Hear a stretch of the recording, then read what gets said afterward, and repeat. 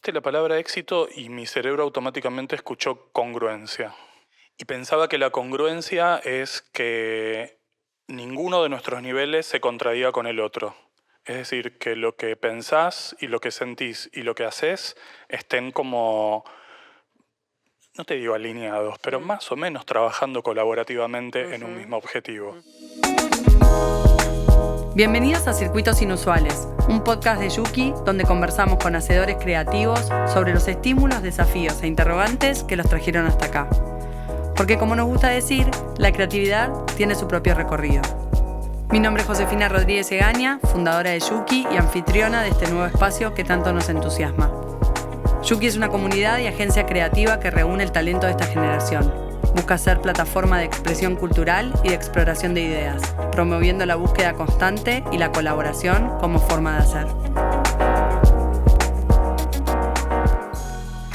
Leandro Ibarra es diseñador gráfico, docente, actor, astrólogo y DJ. Su recorrido no sigue una línea recta, es más bien un sistema en movimiento, donde cada etapa, cada disciplina y cada interés se va sumando a lo anterior. Como él dice, somos una especie de remix constante. Desde muy chico estuvo cerca de lo visual y la música. Con el tiempo sumó el teatro, la docencia en la UBA y la astrología, que apareció en un momento de crisis y terminó funcionando como una forma de integrar todo lo que venía explorando. Hoy su práctica se construye desde ahí, desde la curiosidad, desde el cruce de lenguajes y desde una lógica de edición, donde crear también es decidir qué viene después de qué. En este episodio hablamos de ese recorrido, de cómo armar un camino propio sin tener que dejar partes afuera y de entender la identidad como algo que se transforma todo el tiempo. Con ustedes, Lean Ibarra. Lean, bienvenido, gracias por estar acá en Circuitos Inusuales. Gracias a ustedes por la invitación. Un placer. Lean, ¿de dónde venís? Sabes que esta pregunta, justo en este momento de mi vida, me lleva a un lugar muy particular, porque hace muy poco descubrí mis orígenes paternos, que no los conocía. Siempre supe que mi familia materna era una familia, es un matriarcado turco de la provincia de Catamarca. Mi mamá nació allá. Y hace un mes y medio murió mi papá. Y en una conversación con mi familia paterna hace 15 días me enteré que mi abuelo, Pascual II Ibarra, que nació en Santiago del Estero y que siempre supusimos que venía de algún Ibarra vasco que había venido y que había tenido una cruza con alguien acá y que somos unos mestizos.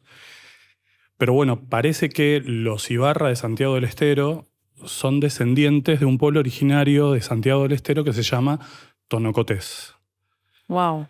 Así que parece que vengo de los turcos y de los tonocotés y que me hace mucho sentido por muchas cosas, la verdad. Justo una semana antes de este viaje había visto la película de Lucrecia Martel, Nuestra Tierra. Y me pasó algo muy fuerte, que es esa sensación de saber que uno pertenece a un lugar, pero sin tener los papeles de pertenencia, sin tener esa... Bueno, un poco la temática de la película tiene que ver con eso, ¿no? Con qué es lo que le da pertenencia a alguien que está habitando una tierra, cuando después aparece un colono y dice, no, estas tierras son mías. En una de las miles de capas que la película toca. Y me resonó mucho con esta historia porque, bueno, viajé a llevar las cenizas de mi padre a la ciudad donde él nació, en Santa Fe. Y me encontré con mis tías, con mis primos, que es una ciudad que yo viví, campo, desde muy chico. Me crié un poco ahí, me iba desde diciembre hasta marzo, todo el verano, ahí a jugar entre cunetas y calles de tierra y demás. Con lo cual me es un lugar muy afectivizado en términos personales y con el que siento una profunda vinculación, pero la sensación de pertenencia tenía que ver como con algo más grande. Y justo un día antes de volverme, el marido de mi prima cuenta esto, y entonces yo googleo rápido tonocotés, que no, yo llegaba hasta Diaguitas, Tehuelches, esas cosas que sabemos del colegio. Sí, sí. Y, y leo, perdón, no leo, trato de buscar imágenes y no hay imágenes, no hay fotografías, pero hay una ilustración como de esas ilustraciones de manual Sí. de chicos. Y había una imagen que era la cara de mi tía. Wow. Y hago como, che, miren. Y después me pasó algo muy loco. Voy a abrir como otro paréntesis, un paréntesis, no otro. Hay dos cosas que yo siempre supe que sabía hacer desde muy chico que no sabía hacer, pero que intuía que sabía. Ok.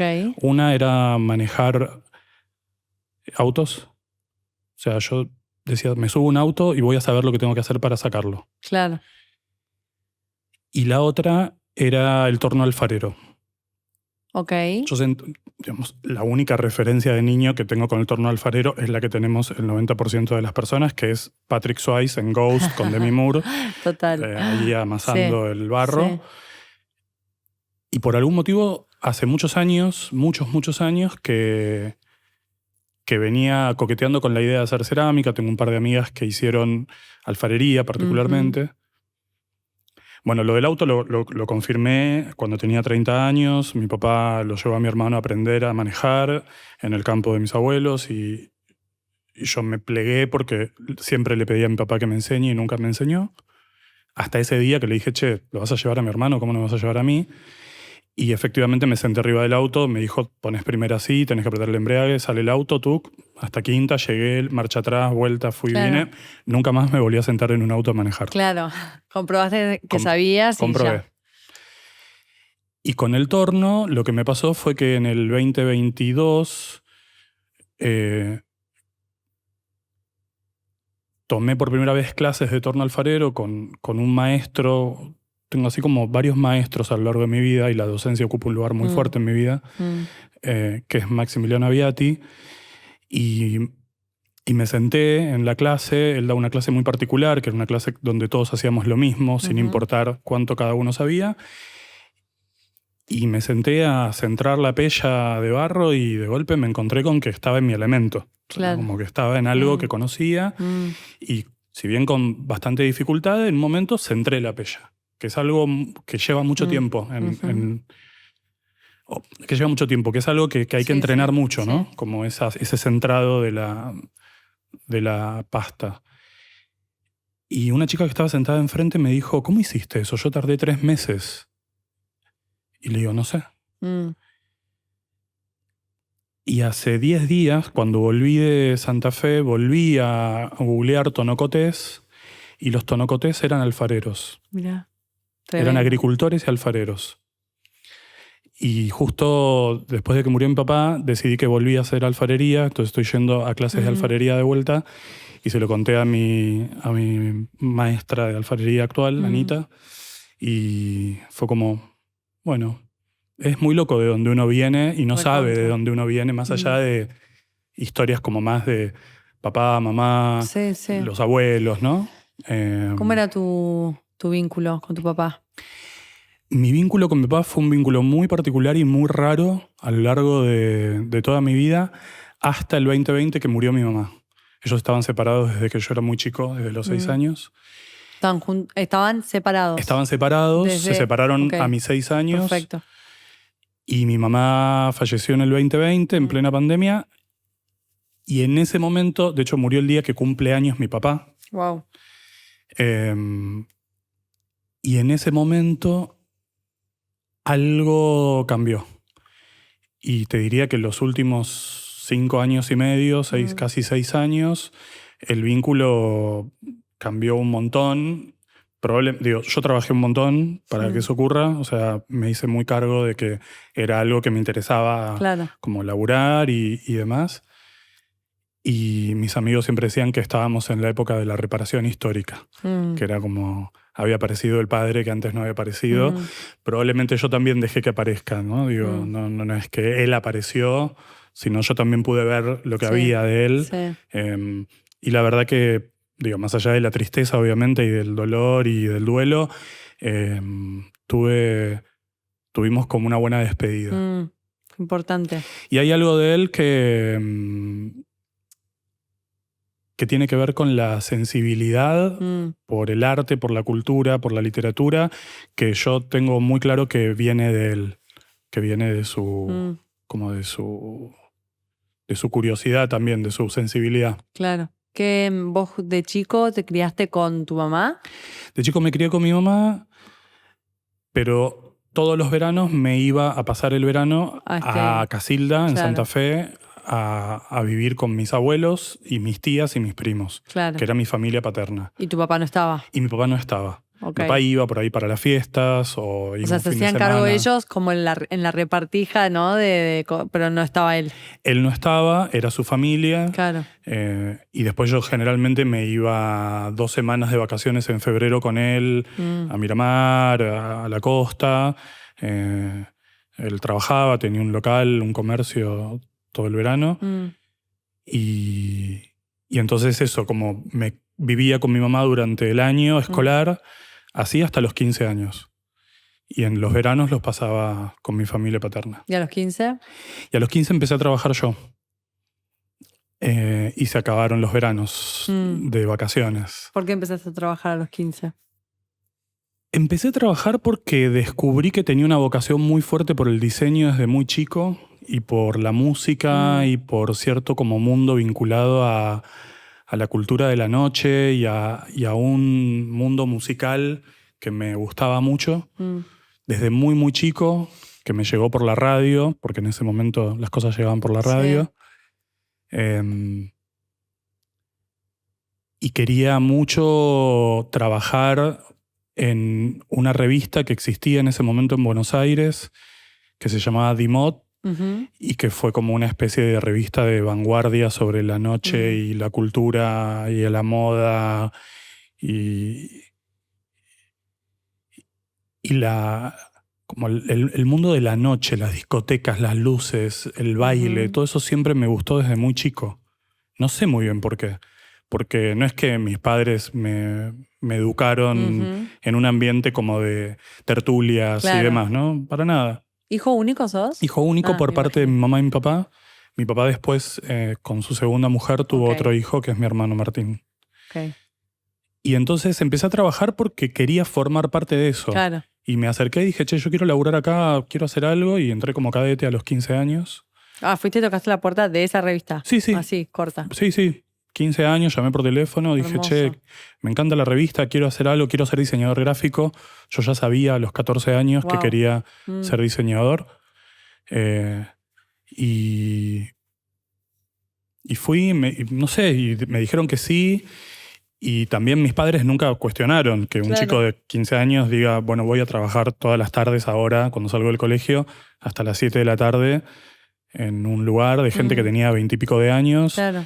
Que no sabían ni quiénes eran. O sea, nadie fue a chequear a ver, che, no es trabajo esclavo, no te están maltratando, no. Increíble. Un poco igual fue un poco trabajo esclavo y fue un poco de explotación laboral en un marco y en un momento de la cultura del trabajo donde también era algo que se daba muy fácilmente, ¿no? O sea, uno realmente agradecía tener oportunidades de formación porque eran medio los únicos espacios formativos. Hoy eso está muy como descentralizado, ¿no? Claro, total. Pero entrar a un lugar que a vos te gustaba era una aspiracional muy fuerte, entonces te quedabas, hacías carrera y te interesaba y bueno, te pagaban 2 mangos, te curtías, qué sé yo. Hoy eso cambió mucho. Sí, ¿no? Total. Lean, ¿en qué sentís que tu familia o tu origen o tu entorno te potenció y en qué te limitó? Creo que me potenciaron 100% en justamente algo de esto que decía recién, en no preguntar, en no meterse, en no ponerme un límite y no censurarme en esa especie como de deseo de querer hacer algo con muchas ganas. Sí, una inquietud. Una inquietud y una vocación realmente muy, muy fuerte, pero muy fuerte, ¿eh? Como de las cosas más vivas que recuerdo de mi existencia, como de inconscientes también, ¿no? Como de algo que me mandé.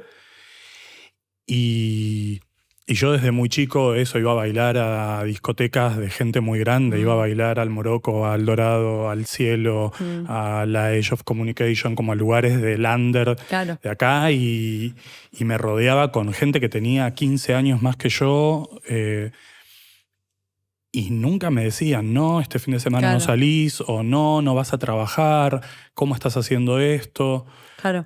Me dieron una libertad, tanto mi madre como mi padre, muy grande para que yo pueda desplegar mi deseo, mi curiosidad. Sí. ¿Y qué sentís que había en esa como medio como atracción intuitiva tuya por los boliches la noche y demás? ¿Qué sentís qué faceta tuya de quizás lo que hoy sos o a nivel, no sé, una mirada, una estética? ¿Hay algo ahí que había tuyo o lo performático? ¿Qué sentís que había ahí que buscaba ser desplegado? ¿Se entiende? Sí. No lo pensé nunca eso, pero Pero también la noche tiene, mal o bien juzgado, tiene toda esta cara más oscura, más bueno, hay pesuta. algo que es muy loco y es que nunca entré en esa Claro. parte, ¿no? Como no me drogo, nunca tomé drogas duras, nunca cometí excesos. Y volviendo un poco a la relación con mis padres, siempre fue algo que yo como les mencioné, o sea, yo no me iba mal en el colegio, aprobaba todas las materias. Claro. Creo que en cuarto año me llevé una materia a diciembre y una a marzo, pero como no era un descontrol, no había algo muy... No había un no es que yo entraba a la noche y era como abrir una compuerta. Creo que lo que me interesaba o lo que me nutría y que al día de hoy puedo reconocer es como un estímulo y un lugar de pertenencia, como cierto lugar de comunidad, de que en esto que te digo, de venir de una familia muy conservadora, pero no porque me bajaba en línea de cómo tenía que ser, sino porque no había mayores aspiraciones, porque no había un anhelo de trascendencia o de ir a conocer el mundo. No, mi familia paterna, tanto después mi familia materna, como que, viste, como gente como muy de esa ciudad, con intereses muy locales. Y con el correr del tiempo, de hecho, cuando yo empiezo a trabajar a los 15 años, se me abre realmente otro mundo. Y la sensación es que encontré como más un lugar de pertenencia, como otro tipo de familia. Claro, sí. Como una familia un poco más rara. Y por suerte, por algo, no sé, como una estrella, nunca desbarranqué, ¿no? Claro, Nunca quedé pegado a situaciones ni de violencia, ni de oscuridad, ni de adicciones. Vi todo, lo vi todo, o sea, pero a mí nunca me atrajo eso. Total. Sí, que te atraiga o que te veas arrastrado, porque también en esas cosas es por una cuestión de probabilidad y de como de estar ahí, ¿viste? Que quedás como sí, pero ahí yo reconozco una suerte como de madurez interna y como un lugar como muy interno de mucho, ¿viste? Como... Saber cuidarte. Sí. En eso sí, después en otras cosas quizás no tanto, pero en eso sí. Claro. Como ahí, ¿viste? Como siempre era, no, hasta acá. Claro.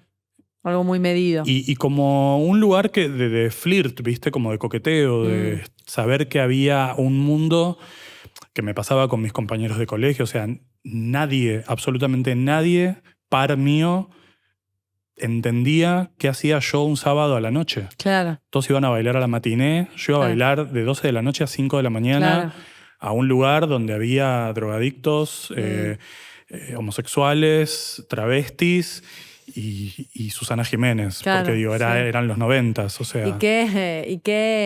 ¿Y vos, para lo que eran tus pares y la cosa más de los de tu edad, eras un bicho raro, te sentías excluido, la pasaste bien, la pasaste mal? ¿Cómo fue eso? Bueno, era un adolescente homosexual, era puto y no lo vivía abiertamente. pero ya saber eso era en sí como algo que partía las aguas. Que vos ya lo Que supieras. yo ya lo supiera, sí. Claro. Después nunca me hicieron bullying, sí, alguna cosa, maricón, no me gustaba jugar a la pelota, o sea, como todas las cosas. Solo por eso, digamos. Solo por eso, pero por algún motivo yo imponía un respeto. Siempre me di 1,80 m desde muy chico, siempre fui muy grandote, o sea, Claro. como había algo que yo imponía un respeto y conmigo no se metían tanto. Sí, sí, sí. Y con algunos compañeros, con algunos, había cierta afinidad donde, por ejemplo, no sé, el más raro le gustaba Depeche Mode. Claro. En la época de Violator. Entonces, bueno, Claro. como ahí compartíamos un gusto. O cuando salió Colores Santos de Cerati Melero en el 92, había un compañero que también escuchaba Cerati Claro. Melero y fue como, ah, Claro.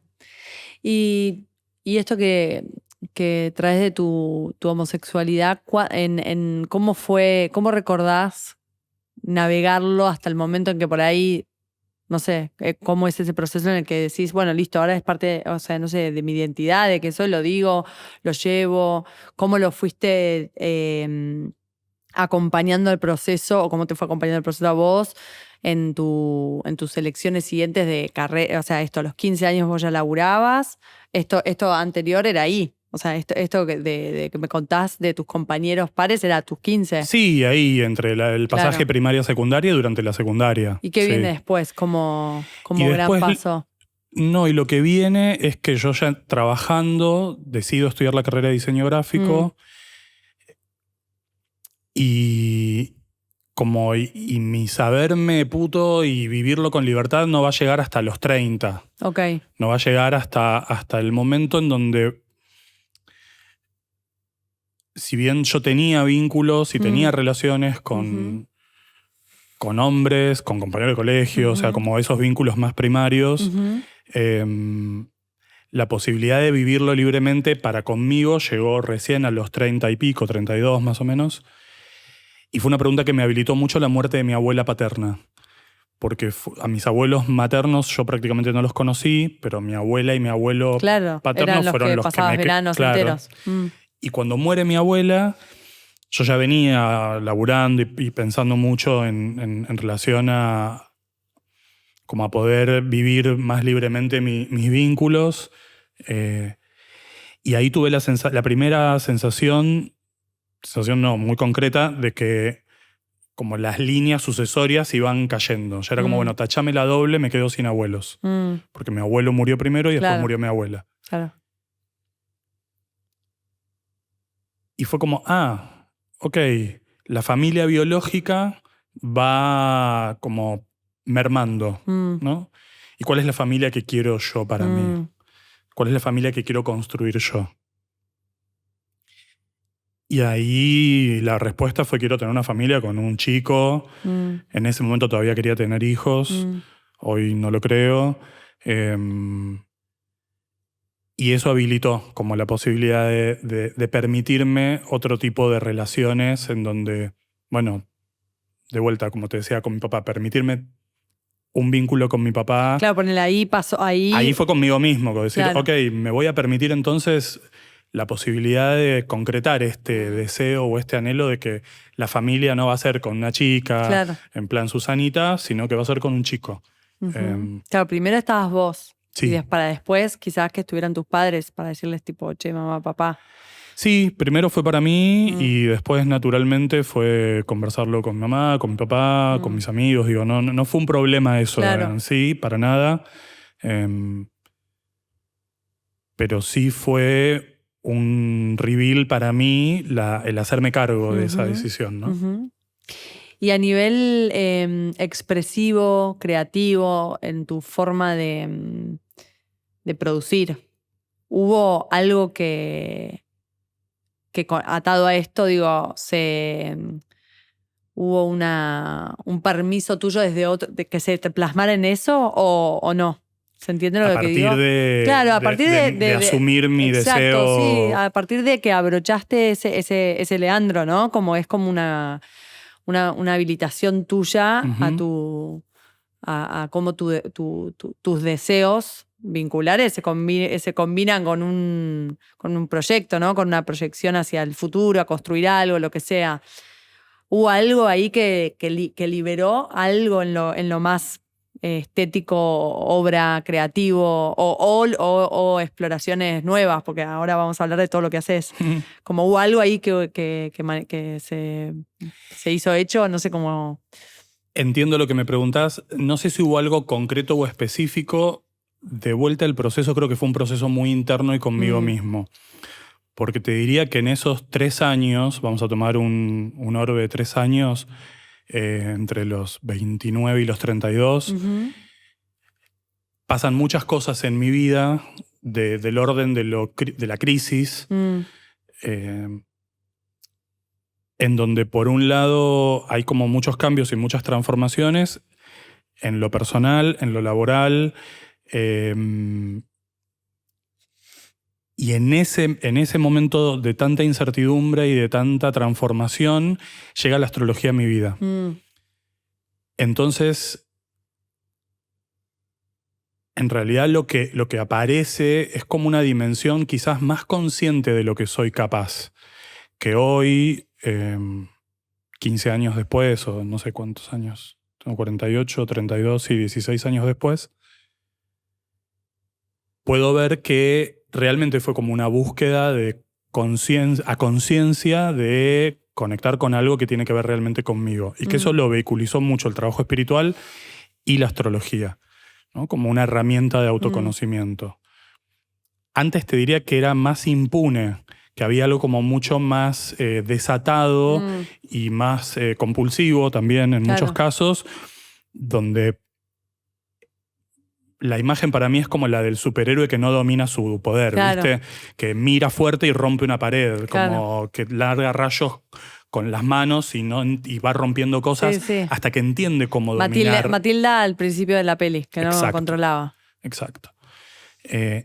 Y ese quiebre, esa crisis a los 30 años, me permitió poder empezar como a templar un poco eso que yo traía desde esta cosa tan desatada de quiero ir a laburar, quiero pertenecer a esto y ya trabajar y desarrollarme en el plano laboral muy fuertemente. O sea, yo empecé a trabajar de muy chico y a los 21 años tenía 10 personas a cargo en un estudio. O sea, como, digo, la parte como más curricular circuló.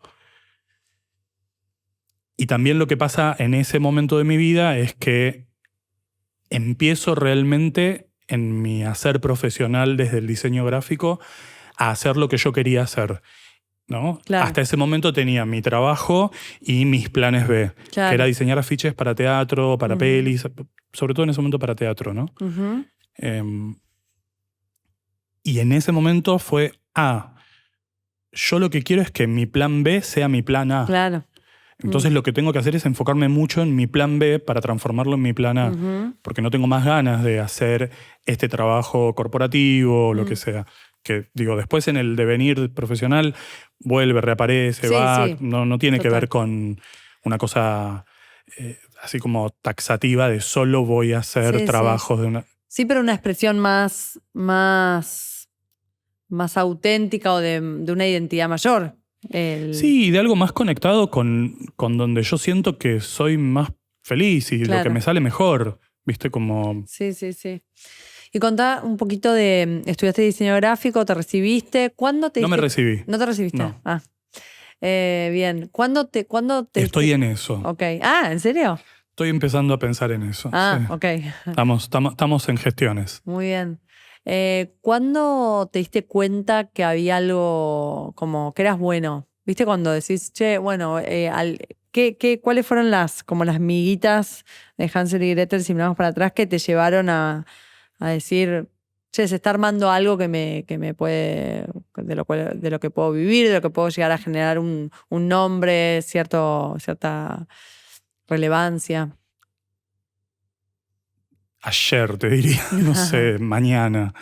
No, viste, no... Me cuesta mucho hacerme cargo, pero, no sé, de verdad, los últimos años pude ponerme en valor en el sentido de aceptar también que hay un camino recorrido y que, bueno, hay algunas cosas que sé que puedo hacer. Quizás no como las haría otro, quizás mejor, quizás peor. Y en los últimos años recién pude pasarme en limpio a mí mismo. No lo digo como algo para chapear o para contar hacia el afuera, como, bueno, mis condecoraciones son estas. Sino que hay algo de poder como empezar a confiar también más en eso que tengo y en eso que puedo ofrecer. Nunca fui demasiado metódico y demasiado estructurado en relación a mi devenir. Siempre me ganó la cosa más ariana, impulsiva y más como desbocada y esta cosa más lanzada. Entonces siempre fui medio como un hacedor que se iba dando cuenta de lo que iba haciendo a medida que iba dejando rastro, pero siempre había como algo más por delante, a donde ir a conquistar. Entonces, no sé, digo, no tengo tan documentado, Sí. No tengo esa cosa como tan metódica. Pero de verdad que en, no sé, los últimos 5 años, te diría 3 años, pude empezar a decir, che, acá hay algo que está y que... ¿Hubo algún proyecto o alguna foto de verte a vos en alguna situación que pudieras, que te sirviera para tomar esa dimensión de, estoy acá, este ser llegó hasta acá, me traje hasta acá? El año pasado me llamaron para diseñar la identidad de una muestra en el Museo Moderno de un grupo de teatro que se llama El Periférico de Objetos, se llamaba El Periférico de Objetos, que es un grupo con el que yo trabajé también, así por prepotencia de, che, me interesa mucho lo que hacen. Fue un grupo muy vanguardista en la década del 90 en el teatro de objetos en la Argentina y en el mundo. Fueron como los representantes del teatro independiente, unos de los representantes del teatro independiente argentino en el mundo, en un momento donde había una efervescencia de la escena teatral, de cierta como nueva dramaturgia.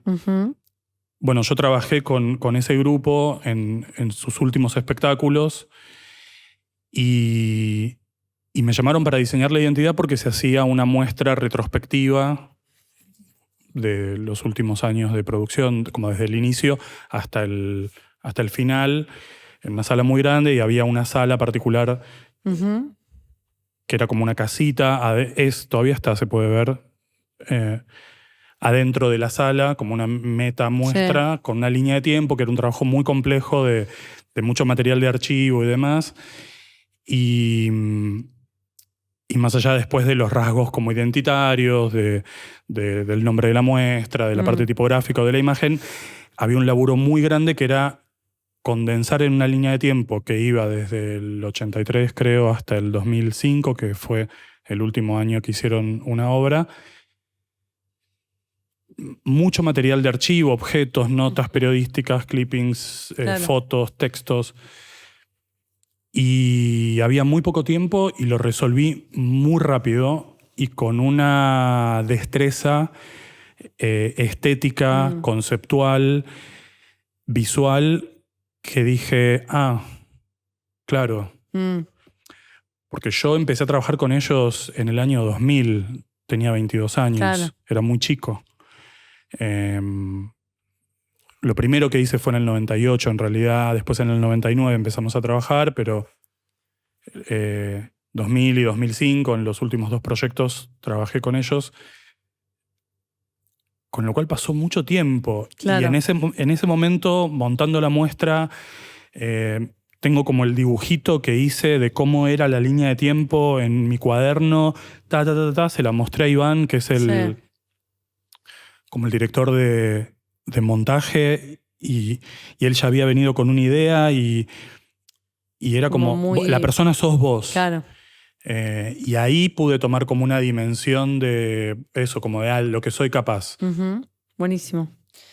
Quiero que enumeres o nos cuentes un poco todas las cosas que haces, ¿no? Porque sos diseñador gráfico, sos astrólogo, ¿qué más? DJ. DJ, docente, actor, cantante y paremos de contar. Bien. Porque en la comunidad de Yuki se habla mucho y se trabaja mucho, se trata mucho el tema de la multidisciplina y de la cosa polifacética, ¿no? Como a veces pareciera ser una... ¿Cómo se dice esto? Como una maldición. Como la cosa, tipo, quiero hacer todo esto y me diluyo en toda esta energía. Y vos encima en eso sos, porque diseñador fotógrafo hay mucho, pero bueno, vos decís, bueno, se alimentan mutuamente muy bien. Lo tuyo es amplísimo. No tanto, mirá, ¿sabes qué? No tanto. Contame. Y ese es mi punto. Ok. Yo, si tuviera que definir, me tengo que armar una biografía, etc. A mí creo que una de las cosas que más me sientan o me resuenan en mi identidad, yo creo que hay algo del orden de la docencia, de la comunicación y el servicio. Ok. Yo creo que son esas, ¿no? Y la docencia incluso podría ser parte de la comunicación y el servicio. De hecho, el binomio comunicación y servicio creo que es un poco el denominador común de todas estas disciplinas que nombrabas, y es un poco lo que yo digo que ofrezco. Si bien de algunas de esas cosas, por ejemplo, actuar, no estoy actuando más hace ya mucho tiempo.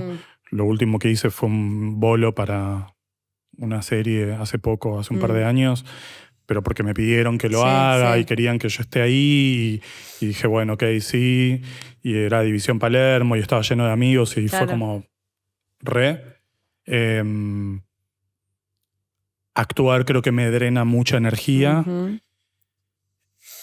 Hoy creo que como el eje está en mi trabajo como diseñador, donde hago además mucha docencia con la gente con la que trabajo. Mi trabajo como docente en la universidad, doy clases hace 23 años en la UBA. Soy adjunto de una cátedra, de la Cátedra Gabriele, en Diseño 2, y ahí hay algo que digo, es acá, o sea, es tipo, acá es donde soy mejor usado. Sí. Una cosa de la transmisión. Sí, el compartir, porque es muy ida y vuelta, ¿viste? Como no hay algo de...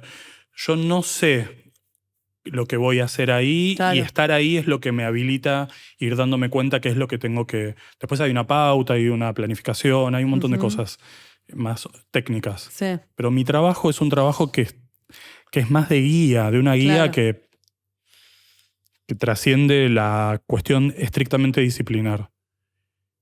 Y después mi trabajo como astrólogo, que es algo en lo que trabajo ya hace 10 años, haciendo consultas y donde también doy clases y también investigo, y vengo consolidando mucho también ese trabajo, porque es quizás también, junto con la docencia, el lugar en donde siento que soy mejor usado.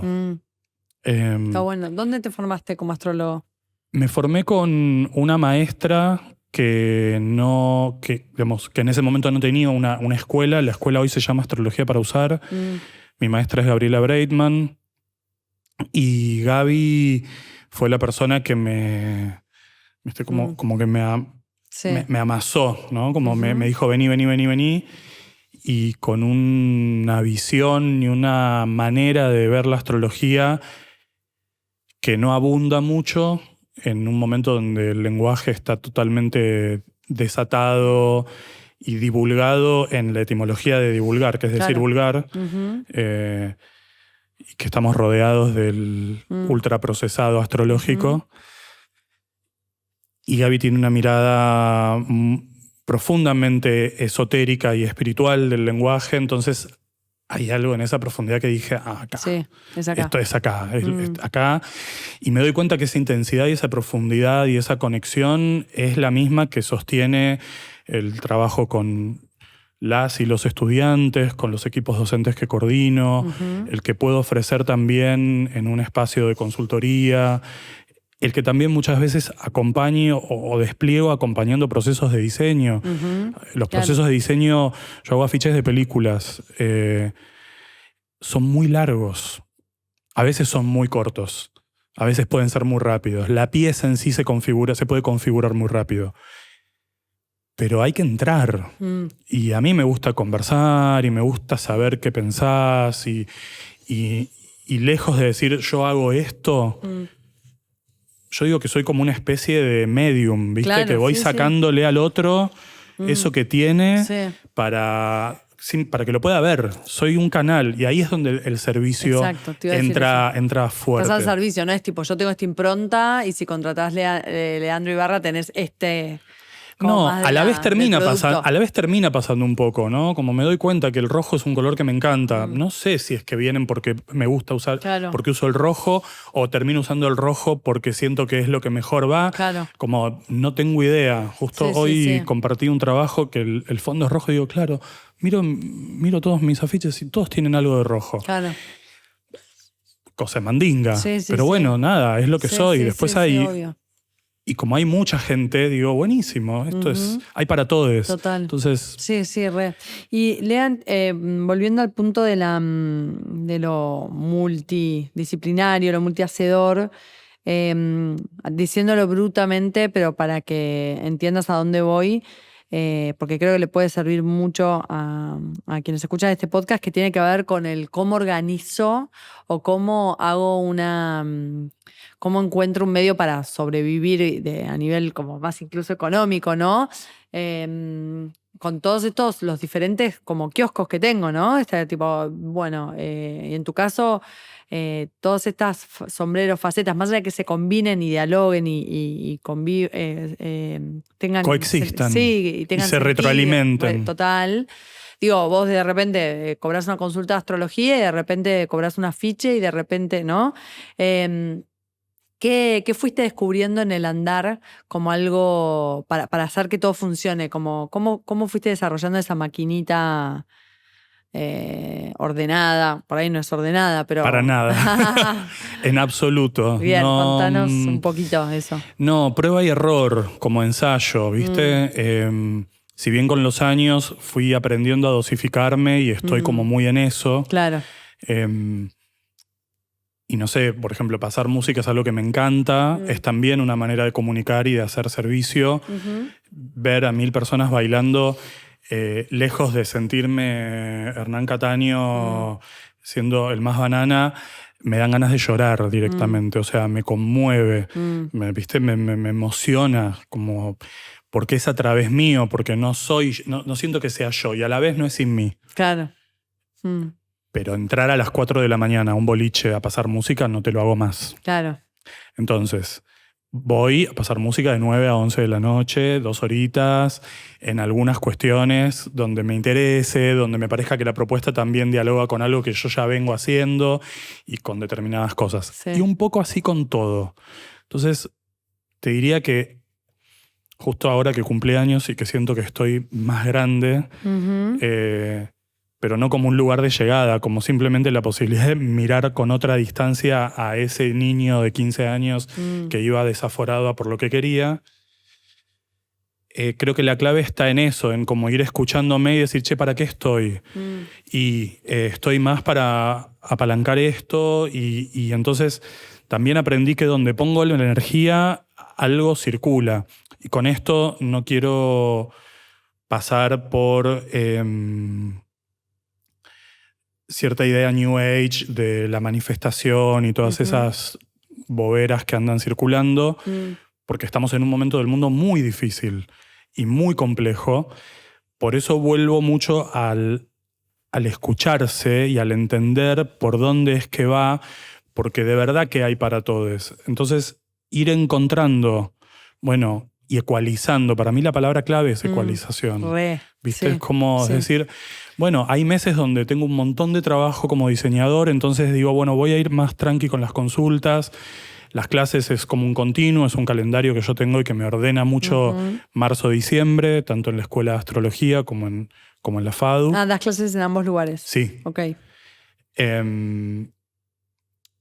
Y después es ir modulando Claro. y también es ir, bueno, activando lo que uno tiene ganas de ir activando. No tengo una fórmula, no tengo un método, no tengo un Excel organizado. Sí tengo un Excel con algunas cositas muy sencillas, pero no tengo un método muy, muy estricto en relación a ahora debería hacer esto para que entonces el mes que viene... Admiro la gente que lo puede hacer y un poco me sofoca también. Claro. Como me siento como un poco aprisionado. Sí. Admiro también la planificación y el Sí. orden, pero Sí, voy yo creo- tratando de encontrar, viste, como ahí también en la danza. Sí, yo creo que hay algo re de la fluidez y ir acompañando lo que sucede, ¿no? Sí, quizás también nosotros acompañamos muchos hacedores y creativos cuando están como muy en un momento como iniciático, se dice como inicial, donde todavía lo voy a decir muy bruto, no son nadie, ¿no? Entonces hay algo como que con el diario del lunes, lo polifacético que vos sos es atractivo, es sexy, te hace único, es como alimenta el personaje en el buen sentido, o sea, alimenta esa magia, esa mística que vos transmitís. Cuando vos no te conoce nadie, y no tenés nada probado, se te puede venir muy encima. Tipo, ¿qué querés? ¿Viste? Bueno, ¿qué de todo esto sos? ¿Qué querés? Definite, pero no por la etiqueta, pero definite, ponete de acuerdo, ¿viste? Como si hubiera que elegir un camino o el otro. Es que esa exigencia es una exigencia que para por lo menos todas las personas que nacimos en el siglo XX, siglo XXI, está, porque la idea de lo multifacético o de lo interdisciplinar es una idea relativamente nueva, culturalmente aceptada, porque digo, nuestros abuelos no podían ser contadores y además hacer danza y además estudiar canto y además bordar. Eso es algo que aparece... Digo, no porque no haya aparecido en la historia, digo, siempre... No, pero como vos dijiste... Pero culturalmente instalado. Bienvenido. Y yo tuve una maestra de actuación a los 24 años, que fue Nora Mosenko, que fue una maestra de la vida, y fue la primera persona que a mí me habilitó que yo podía hacer más de una cosa a la vez, ¿no? Yo estaba en un momento en donde también, 24 años, estaba re cansado del diseño, decía, yo no quiero ser más diseñador, quiero ser actor, me la paso bárbaro actuando, quiero actuar, y Nora me dijo, mira, cuando yo te veo actuar, también veo al Leandro que estudió pintura, que estudió fotografía, al Leandro diseñador, tu capacidad asociativa, los textos que traes, o sea, hay una poética tuya que también tiene que ver con eso otro que haces. ¿Por qué lo tenés que anular? Sí, ir más por el I y menos por el O, ¿no? Como que estábamos muy chipeados con el esto o lo otro. Lo que pasa es que entiendo el punto que traes, que es para chicas y chicos que están iniciándose en su hacer, es muy tentador la idea, o es muy tentadora la idea de, bueno, bordo, canto y al mismo tiempo me encantan las plantas. Entiendo a los padres de esos chicos y de esas chicas que les deben decir, bueno, pero decidite, ¿querés que te pague la carrera de gastronomía o querés ir a estudiar canto con Marilina Bertoldi? Como, ¿qué querés? Y no tengo una respuesta para eso. Vuelvo a este punto que es trabajar con uno mismo para entender qué de lo que uno va haciendo realmente conecta con un deseo que por ahí dura 1 año, que por ahí dura 2, pero que en el mejor de los casos, si apareció, si emergió y te acompaña 1 año, te queda dentro tuyo para toda la vida. Entonces por ahí a los 50 años recuperas algo de eso. Porque el ser humano es muy complejo y muy misterioso para poder analizarlo tan fríamente. Sí. Y por otro lado, digo, para no romantizar esta idea tan poética que acabo de enunciar, hay momentos donde hay que laburar y donde hay que hacer para darte cuenta si eso efectivamente es lo que te interesa. Claro. Y bueno, hoy nuestros jóvenes, bueno, tienen un desafío distinto al que quizás tuvimos quienes tenemos más de 40 años, que es que estamos viviendo unos niveles de ansiedad y de intolerancia a la frustración tan grandes que entonces al primer intento y a la primera que no sale, enseguida cambio y voy a eso otro. Entonces, personalmente creo que es un muy buen momento para trabajar cierta permanencia, cierta insistencia, que la idea de lo múltiple no puede anular la posibilidad de enfocarte en algo y dedicarle tu energía, porque efectivamente, donde pones tu atención, donde podés atender y estar presente en lo que estás haciendo, tenés un potencial incalculable. Y eso no anula que después quieras poner tu atención en otra cosa y profundizar ahí también. Y tampoco anula que puedas profundizar un rato y después profundizar un rato acá. Claro. Para eso se requiere tiempo. Se requiere haber probado cosas, haber hecho cosas. Entonces, no sé, pienso mucho en... Siempre le leo a nuestros estudiantes un texto de Rilke, del libro Cartas a un joven poeta, pensé que ibas a decir eso. Que dice eso: en este momento las preguntas que te estás haciendo no tienen respuesta. Seguí haciendo lo que estás haciendo, que en el tiempo van a llegar esas respuestas que te estás preguntando hoy. Entonces, vuelvo a que creo que hoy el gran desafío que tenemos, a la velocidad a la que vivimos, con la urgencia y además con la posibilidad de que realmente un chico, una chica de 17, 18 años que terminó el colegio secundario, tiene en su teléfono celular una ventana de posibilidades enorme, que, digo, yo no las tuve. Yo me enteré que el diseño gráfico existía porque tuve una maestra a los 12 años de dibujo que me dijo: che, existe algo que se llama diseño gráfico. ¿Qué? O sea, y me explicó con una frase qué era. Esa ventana que hoy tienen nuestros jóvenes es una potencia enorme, y creo que la gran responsabilidad de quienes tenemos por ahí un camino un poquito más recorrido es como acompañar, justamente para que la ansiedad y el vértigo no nos lleve puestos. Digo, pues me incluyo, me pasa, no es que no me pasa. Y poder permanecer un rato en algunas cosas, poder quedarnos un rato en algunas cosas, para ver si de verdad nos gusta. Porque saber lo que nos gusta es lo más difícil del mundo. Uno no sabe muy bien lo que te gusta. O sea, hasta que te das cuenta que algo te gusta, pasa tiempo. Está buenísimo. ¿Qué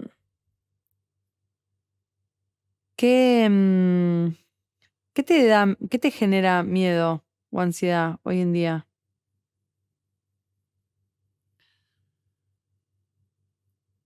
La violencia, el maltrato, la falta de responsabilidad.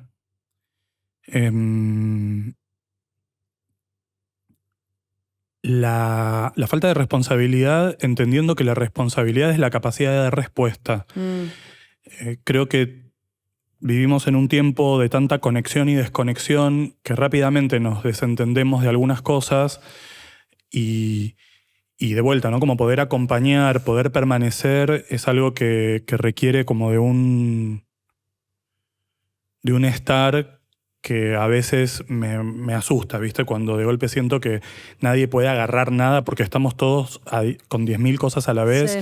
Y después me da miedo también en esta hiperconectividad la soledad, ¿no? Como... Pero no la soledad no la soledad elegida. Creo que es muy necesaria la soledad elegida también en este tiempo. Espacios de autocuidado, espacios de preservación. Me da miedo la soledad por alienación, ¿no? Por desconexión, porque nos deje de importar a ese que está al lado. Y ese que está al lado puede ser tu compañera de trabajo, puede ser el tipo que está durmiendo en la calle, que cada vez hay más, o puede ser, no sé, tu vecina o tu pareja. Como... Me da miedo ese individualismo salvaje, ¿no? Esa idea de que... Como del ponderar tanto algo del dinero como lo único que importa. Bueno, me anticipás la siguiente pregunta, que es: ¿cuál es tu vínculo con el dinero y qué te gustaría que cambie? Si hay algo que te gustaría que cambie, ¿no? Mi vínculo con el dinero es un vínculo muy raro, no hago cuentas. Y un poco en esta no planificación y el no Excel, a veces digo, che, debería hacer un poco más de cuentas, a veces no. Como supe derrochar mucho en esta cosa tan pulsional y tan de ir, y estoy como en un momento de tratar de aprender un poco más a economizar, pero entendiendo la idea de economía no como barato, sino como eficiente. ¿Viste? Como después disfruto de poder tener dinero para algunas cosas que me importan y me interesan, que en general tienen que ver como con el poder pasarla bien, con el cierto disfrute, una cosa más hedonista, ¿no? Me gusta comer rico, me gusta estar cómodo, no sé, como cosas muy mundanas. Y también hoy, digo, a mi edad, pienso en el dinero también como algo que nos permita... Voy a reformularlo. Me gustaría poder sostener una idea en relación al dinero que es que el dinero tiene que circular. E intento mucho que eso ocurra, porque el dinero es energía. Entonces, si no circula, se estanca. Digo, la acumulación es estancamiento. Después podés hacer un montón de cosas con eso, pero creo que este momento a mí me trae mucho la invitación a hacer que el dinero, en tanto también energía, pueda circular, porque lamentablemente vivimos en un mundo de una desigualdad apabullante. Entonces, poder pensar estructuras, sistemas, modelos donde el valor pueda circular, donde la economía y el dinero puedan circular para que haya un poco más para todos, creo que es la revolución que tenemos que encarar. Y me encantaría dejar de pensarlo como una preocupación. Claro. O dejar de concebirlo como algo... ¿A vos en lo personal te pasa eso? Y a veces sí, a veces me preocupa. A la vez, hace 16 años que trabajo de manera independiente y nunca pensé que iba a poder. Claro.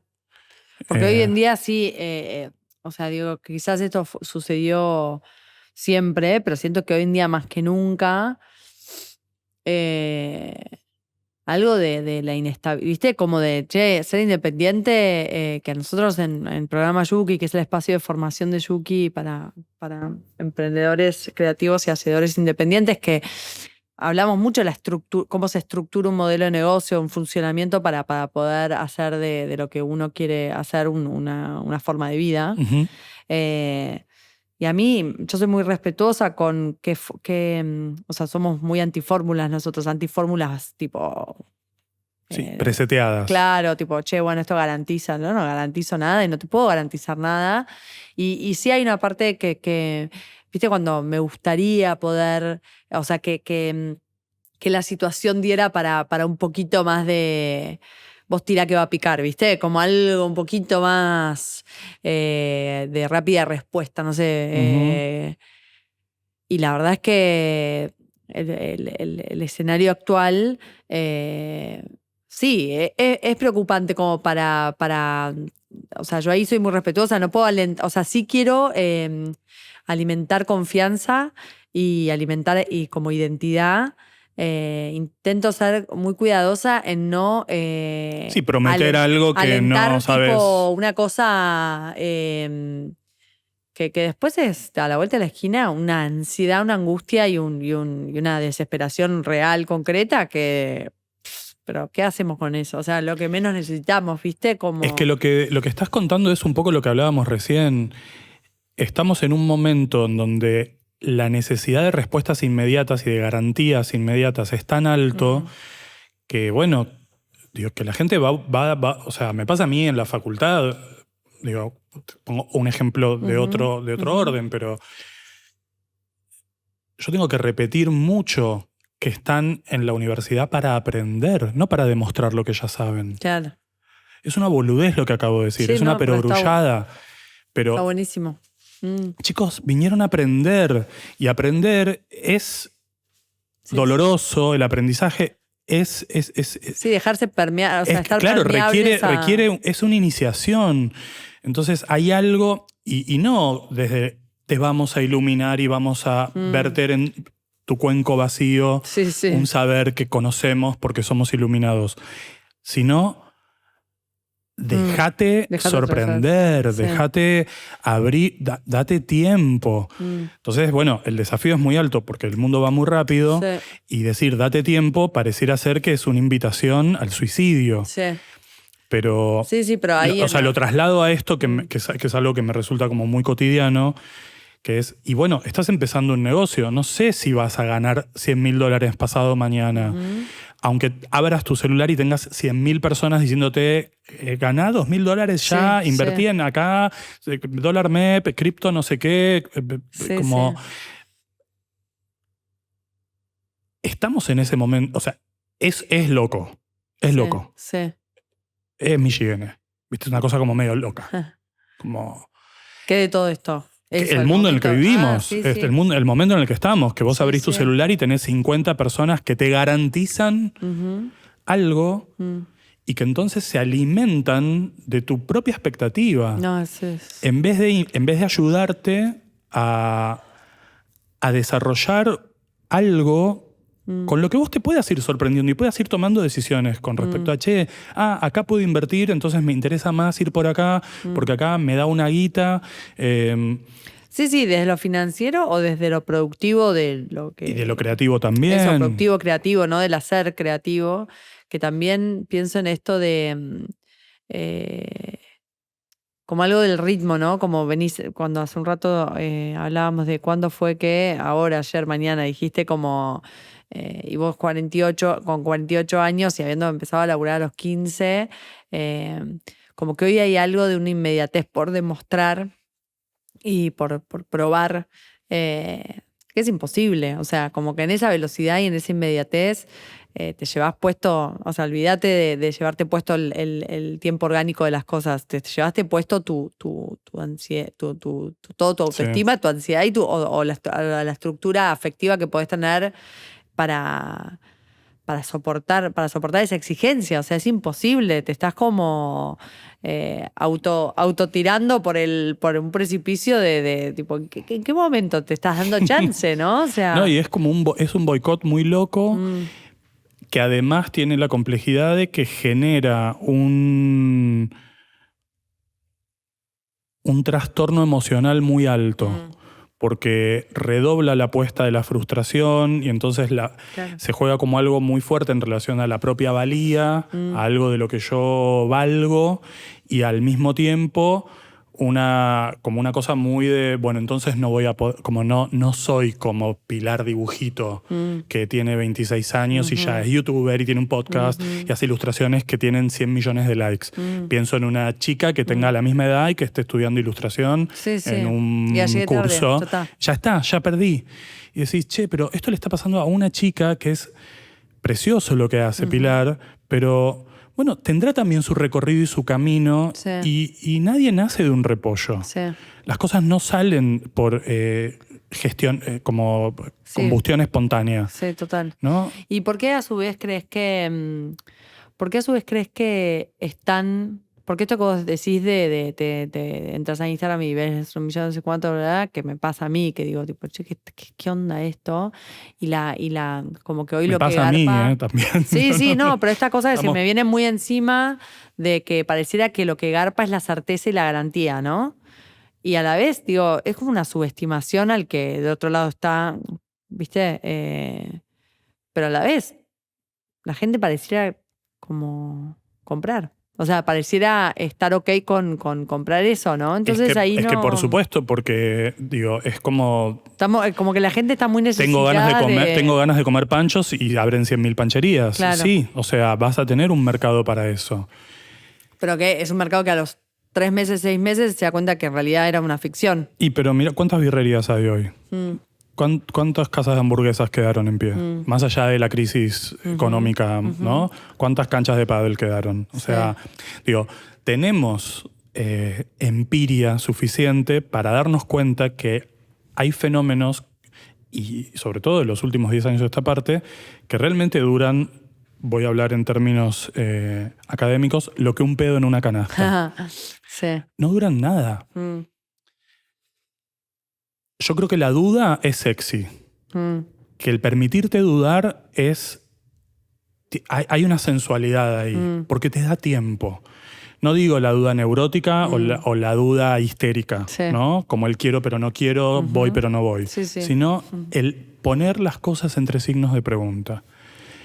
Esa duda me resulta muy sexy, pero en principio porque nos puede dar tiempo para decir, no tengo que responder ya. Puedo permitirme un rato. Después veremos si son 10 minutos, si es un año, si es una vida. Para ver qué quiero hacer con esto, ¿no? ¿Cómo me quiero relacionar con esto? Sí, incluso, perdón, la duda como la idea de no saber y no apresurarte a responder, que lo que hace es, limitar las opciones, como quizás la duda como la posibilidad de tiempo para explorar, ¿no? Que hay algo más, que puede haber algo más, que todavía no está en primera fila de tu awareness, ¿no? Total. Pero decirse sexy me encantaría, suscribo, adhiero, y me encantaría que fuera como Vox Populi esto, pero digo, es sexy para vos, Leandro Ibarra, siento, porque como que el mundo, el mercado, como que la sensación es como si la actualidad le dijera a esto, a quien quiere explorar, a quien se quiere detener, al que quiere habitar la duda y sentirse potente ahí, le dice correte, tipo quítate del medio, ¿entendés? Como que haces acá inútil, correte. Salvo que seas alguien que ya por su recorrido, por su lugar, es como tiene el privilegio de poder dudar porque ya demostró ser. ¿Viste? Si salvo eso, que es como medio lugar para el erudito, después es un correte, quítate del medio, ¿viste? Pero a la vez, y me interesa más esto que la... No, porque no me interesa la actualidad, pero es como que al final no está en nuestro control tanto, siento. Pero sí me interesa hacer este camino que abrís de cómo la duda nos puede habilitar como proceso creativo, ¿no? Y cómo la duda nos puede hacer, nos puede abrir un atractivo, una sensualidad en cuanto a la exploración. Es que te sumo a la duda la prueba. Claro. Que también algo de lo que ocurre es que probar pareciera ser empaquetar el producto final y tenerlo listo para que ya sea consumido. Y la prueba es una prueba, es un ensayo, ¿no? En eso el teatro es muy, es muy generoso. En el teatro se ensaya mucho. Incluso a veces se ensaya más que el tiempo que se hacen funciones. Claro. ¿No? Hay obras que se ensayan durante años y después se hacen 3 meses de funciones. Claro. El ensayo es una instancia que necesitamos poder recuperar en los procesos creativos, en los vínculos. ¿Viste? Como, bueno, a ver, probemos, ensayemos, veamos, que démonos el tiempo para la prueba. En la universidad me pasa con nuestros estudiantes que te cuentan lo que querían hacer, pero no lo hacen. Y yo les digo, chicos, pero nosotros trabajamos con imágenes. Si no la bajás a una imagen... No puedo leer tu mente, o sea, puedo leer tu mente, pero no puedo ver exactamente eso que vos estás viéndolo, porque entre el pasaje mental y el plasmarlo... Sí, además no está la experiencia de aprendizaje, o sea, no está la experiencia de haberlo llevado a cabo y que te dio, ¿no? Sí, y el desfasaje con el que te vas a encontrar. Claro, exacto. Sí, o sea, me pasa ahora, para mí era muy importante volver al torno alfarero, porque...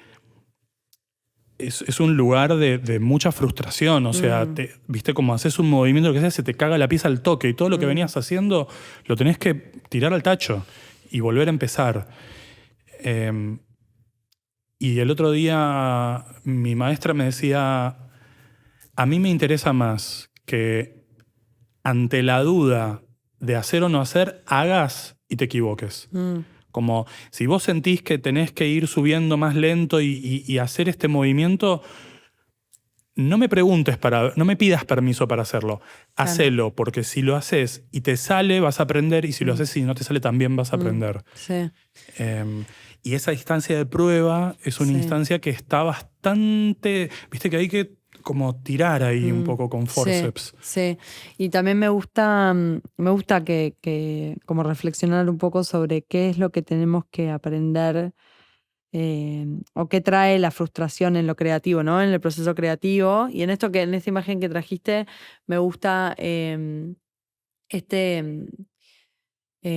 cómo escuchar lo que la intuición te está pidiendo que explores, que muchas veces ahí antes de avanzar y dejarse llevar por esa intuición, uno como que corta y quiere chequear, ¿no? Como, che, me está pasando esto, ¿voy o no voy? Y es como, no, pero ahí la cagaste, o sea, como la magia es...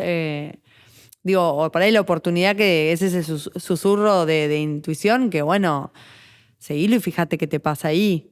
Antes de spoilearlo con tipo corte, ¿voy o no voy con esto? ¿No?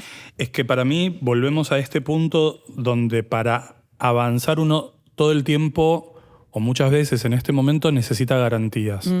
Entonces no podés desarrollar una intuición si no permitís esa fluidez, esa oscilación. Por eso digo algo de la duda, ¿no? Como para mí es como el movimiento, el vínculo. Hay un texto de Clarice Lispector que me gusta mucho, donde ella se llama... ella habla de sensibilidad inteligente. Sí. Y dice, hay mucha gente que es muy sensible y hay mucha gente que es muy inteligente. Pero hay pocas personas que tienen el don de la sensibilidad inteligente, ¿no? Que es como una inteligencia, pero que también se nutre de cierta sensibilidad y una sensibilidad que también puede como pensar y entender con cierta claridad. Para mí la intuición va muy por ese lado, ¿no? Es como la contracción que condensa la inteligencia y la sensibilidad. Entonces, darnos ese espacio para permitirnos esa duda, para permitirnos ese estar ahí, como sintiendo y a la vez poniéndole cabeza, bueno, tenemos que tener el tiempo para eso. Y creo que las certezas que hoy tanto necesitan y las métricas y toda como la empiria dura y concreta y las garantías no colaboran mucho con eso. Yo creo que creo que soy docente por eso, porque hay que enseñar esto, hay que Sí, habilitar esos espacios, ¿no? Sí, hay que como comunicarlo, ¿viste? Hay que charlarlo. Sí. Porque después nos pasa en todos lados, ¿eh? Uno lo piensa en un proyecto creativo, en el devenir de un profesional, pero también te pasa con tu pareja, también te pasa con tus viejos, también te pasa con tus amigos, también te pasa con el trabajo que estás haciendo. O sea,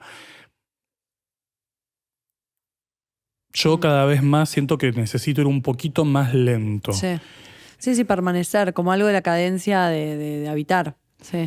Pero con mucha lucidez también, porque no se trata de hacer la plancha y estar dormidos. Se trata de estar en una cosa como medio Buda, ¿viste? Como en una permanencia en donde vos tengas también la posibilidad de ir haciendo lo que necesitas para poder hacer lo que tenés que hacer.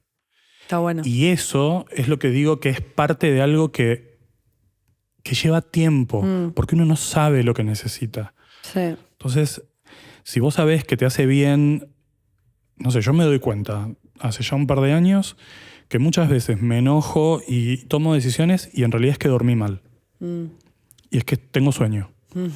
Entonces digo, necesito dormir. Claro. Necesito dormir para poder seguir, porque si no, creo que el problema es que no me respondieron lo que me tenían que responder, que me dijeron que no iban a ir cuando tenían que ir, que no vinieron no sé quién y no sé cuánto.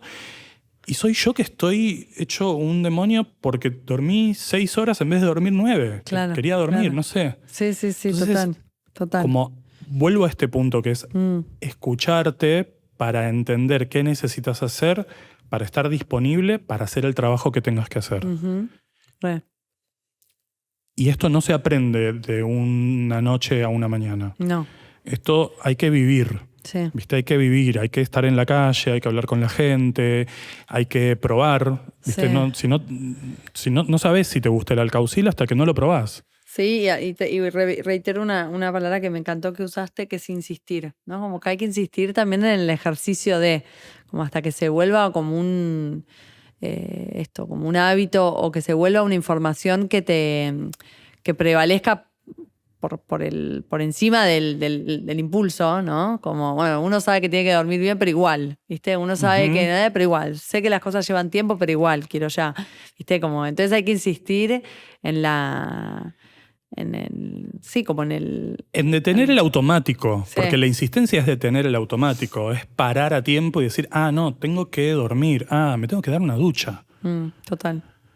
Tengo que llorar un rato, como necesito tirarme al piso y llorar. Como Está hace buenísimo. poco le dije eso a una persona en una situación muy dura, que fue como tipo, bueno, ¿y qué hacemos? Y no sé, tirémonos al piso y lloremos. Como me quiero tirar al piso y quiero llorar. No sé qué voy a hacer, no sé cómo voy a abordar esto después. Ahora necesito hacer esto. Sí, me encanta. Lean, para cerrar, me gustaría preguntarte, ¿qué entendés vos por éxito? O sea, ¿qué es el éxito para vos en tu vida? Dijiste la palabra éxito y mi cerebro automáticamente escuchó congruencia. Y pensaba que la congruencia es que ninguno de nuestros niveles se contradiga con el otro.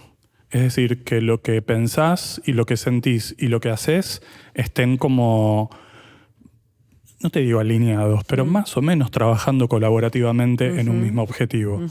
Yo creo que el éxito es una palabra que estuvo y está muy asociada a la idea de un reconocimiento, de un premio, de un haber llegado lejos, alto. Sí. Y también es una marca de cuadernos. Que no sé si siguen existiendo, pero cuando yo era chico había una marca que se llamaba Gloria y otra que se llamaba Éxito. Sí, bueno, increíble. Gente que se dedica al naming y al branding, les dejo ahí un caso de estudio. Sí. Creo que tiene que ver con la posibilidad de que todas nuestras partes y todos nuestros niveles, conscientes y no conscientes, emocionales y haceres, puedan discurrir, puedan desplegarse de una manera armoniosa, fluida, sí, de una manera en donde uno no tenga miedo, ¿viste? Donde uno pueda estar en paz, pueda tener cierto grado de tranquilidad, que es frágil, ¿eh? No digo que es alcanzar el nirvana, para nada. Es muy frágil, se rompe en 2 segundos, porque a mí ayer me dejó de andar el grifo del agua fría y me volví loco. Claro. Y tenía un día bárbaro. Y en 2 segundos se me cagó el día. Sí. Y en este concepto de éxito que traes, ¿qué tan exitoso te sentís vos hoy, a tus 48 años? Y creo que lo vengo haciendo bastante bien, o sea, estoy bastante contento. Siento que hay muchas cosas todavía para desarrollar y también me gustaría tener ciertas garantías para poder desarrollar con mayor tranquilidad las cosas que me gustaría seguir desplegando. Y también me encantaría que me digan, bueno, mira, si haces esto, entonces te va a pasar esto otro. O sea, no soy un ser humano que también es preso del mundo en el que vive. Y por momentos me encantaría y por momentos también digo, bueno, lo tengo que hacer yo. O sea, como no... y lo tengo que hacer a mi manera. Y entonces también tratar de no compararme tanto, de no medirme en función de lo que el otro hizo o no hizo, que por un lado es inevitable, pero por otro lado digo, bueno, entonces concéntrate en lo tuyo, claro, ¿no? Como concentrarme en lo mío. Creo que lo vengo haciendo bien, pero ya te digo, hace un par de años me di cuenta que había algunas cosas que sabía conscientemente que podía incluso ofrecer conscientemente como algo que puedo darte, ¿no? Por ejemplo, digo, en el mundo del diseño. Yo cuando veo una película, muy rara vez sé lo que voy a hacer. Y se lo digo a los directores y a las directoras. Y de hecho les digo, no sé más de la película que lo que vos sabés, que estás trabajando en esto hace 5 años o toda tu vida. A mí me llamás, yo no soy un mago, no llego y en 2 meses te hago algo porque entendí algo. No, o sea, vos sabés más de tu propio proyecto que yo, que en general me llaman cuando tienen un primer corte sin color, sin mezcla de sonido, sin efectos especiales. Es una cosa, un Frankenstein rarísimo que no se parece mucho a lo que va a ser. Ni hablar una obra de teatro, que lo que ves son ensayos, porque cuando la obra está terminada es cuando se estrena y cuando la pieza ya tuvo que estar lista 1 mes y medio antes. Entonces, hay algunas cosas que yo sé ya, y creo que ese éxito o esa congruencia es algo que con lo que trabajo duramente todos los días. No es algo que digo, listo, ya está, la tengo atada, ni en pedo. O sea, me cuesta, soy muchas veces mi propio verdugo y muchas veces soy como el que se acaricia y dice, bueno, tranquilo, y a veces digo, bueno, no seas tan autocondescendiente, estás siendo demasiado permisivo, te estás haciendo el boludo, volvé, como... Sí, ese diálogo siempre no está. No es tan fácil. Sí, no. Sí. Lean, última. ¿Qué... Si tuvieses que mirar para atrás y buscar un Leandro un Leandro de algún momento de tu vida, un Leandro de los 6 años o a los 15 o a los 20, a la edad que vos quieras, elegí una edad y ¿qué le dirías? ¿Lo irías a buscar y qué le dirías o qué harías con ese Leandro? Tengo una anécdota en mi vida que un poco es esa. A ver. No me acuerdo si te lo dije antes o lo dije durante la charla que estamos teniendo, pero yo tengo muy presentes a los maestros y maestras a lo largo de mi vida. Puedo ubicar muy claramente, y en eso la astrología también trae una información muy fuerte. Por todos mis retornos de Júpiter yo encontré a mis maestros. Mirá. ¿No? Y Júpiter es un planeta muy importante, de una presencia muy grande en mi carta.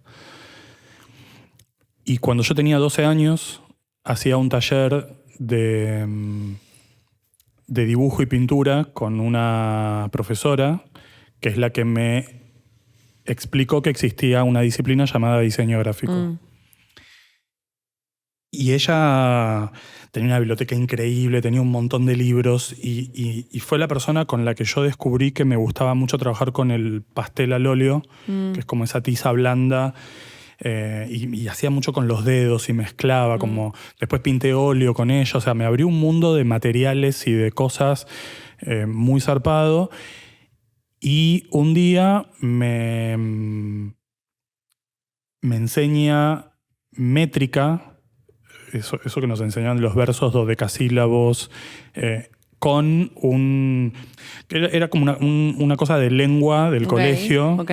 12 años, estaba en sexto, séptimo grado, que era eso, como hay determinados tipos de versos, de tipos de poemas que tienen determinada estructura, en donde, bueno, si el verso, que es la línea, tiene 10 sílabas, es una estructura de 10, 8, 10, 8, 10.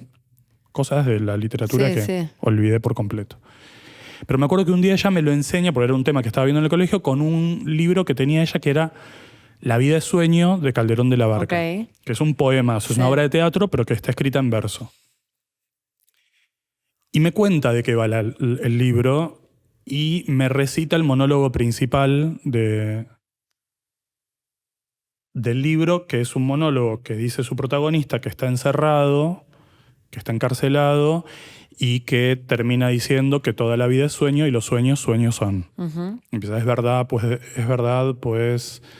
bueno, ahora me olvidé, pero me lo sé de memoria. Si lo pienso, lo aprendí de memoria.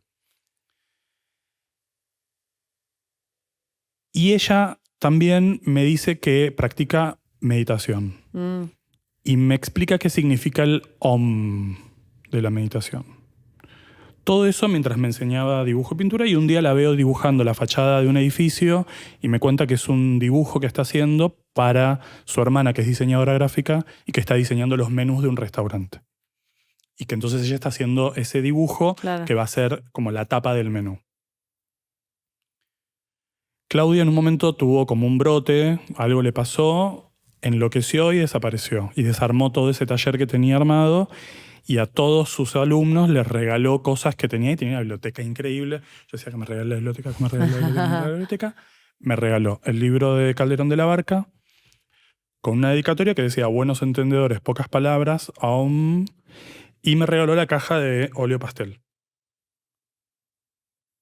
12 años. Empiezo a trabajar a los 15, trabajo en DIMOT hasta los 18, 19, después entro a trabajar en otro estudio.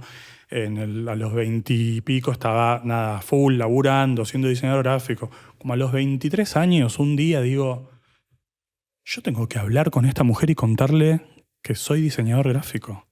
Entonces busco en las páginas amarillas, porque no existía Google, no existía nada. Encuentro una Claudia D'Ambrosio y la llamo por teléfono. Hola, Claudia. Sí, ¿quién habla? Soy Leandro, el hijo de Ana. Mi mamá era como la secretaria de la Asociación Cristiana de Jóvenes, que era donde ella daba ese taller. Okay. Yo soy Leandro, el hijo de Ana, de la Asociación Cristiana. Ah, hola. Bueno, no, te llamaba porque quería contarte que soy diseñador gráfico. Ah, ok. Bueno, un beso. Bueno, chau. Y me cortó. Cosas que pasan en la vida. Entonces creo que hay algo de ese niño de 12 años que ahí se enteró que existía el diseño gráfico, que sabía más de lo que creía que sabía. Yo le diría, confía. Confía que vas bien. Wow. Muchas gracias. Gracias, Lea. Un placer total. Gracias a ustedes. Sinceramente no puedo compartir todo lo que me anoté durante esta conversación, pero prometo ir haciéndolo en cuotas. Voy a ir tirándolo más tipo listado, porque componerlo haría de esta reflexión algo kilométrico y divaguero. No siento que sea yo, pero a la vez no es sin mí, dijo Lean. Wow, esta idea es para saborear y masticarla un rato. Me quedo también con esto de ensayar más. En la mayoría de las artes expresivas es 90% ensayo, 10% función. Pero en la velocidad y exigencia vamos directo al showtime, la función, esperar clavarla al ángulo de una, a los aplausos o la espera al éxito, la llegada. El ensayo, como concepto, trae permiso a probar, oxígeno creativo y posibilidad de que puede ser como no. Puede ser de infinitas maneras. Los vínculos también se ensayan, se trabajan, se prueban, se ejercitan. Los acuerdos se ensayan, se formulan posibles y se van probando ciertos o no con el tiempo, en la práctica. Y por último me despido con un ejercicio que hacemos mucho en programa Yuki, el de pasarse en limpio a uno mismo. Uno arrastra y repite en automático versiones de uno mismo que no necesariamente son verdad. Están desactualizadas, son mencionadas por inercia. Tomarse el tiempo de pasarse en limpio a uno mismo es muy necesario, cada tanto, hagámoslo. Tengamos a mano el F5, el refresh de nosotros mismos, y que el automático y el loop de la búsqueda constante no nos deje persiguiendo barriletes equivocados de versiones nuestras que ya no existen. Gracias por escuchar, nos vemos la próxima.